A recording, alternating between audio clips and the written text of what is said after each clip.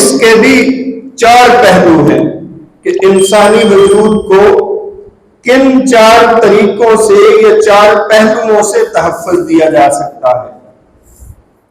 پہلے نمبر پہ ہے کہ انسان کی جو غذا ہے، جو اس کی خوراک ہے، جو کھانے پینے کی چیزیں ہیں، وہ کون سی کھانی ہے اور کون سی نہیں کھانی۔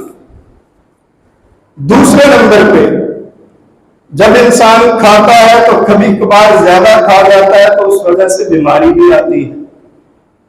اگر انسان بیمار ہو جاتا ہے تو پھر انسان کے لیے کون کون سی ایسی چیزیں ہیں جو بطور دوا استعمال کر سکتا ہے،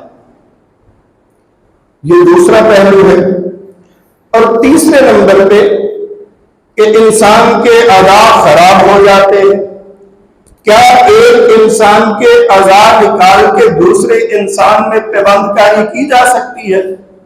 اس میں بھی ہماری شریعت میں لاز موجود ہے۔ اور چوتھے نمبر پہ کہ انسان کو اس کی فطرت پہ محفوظ رکھنا۔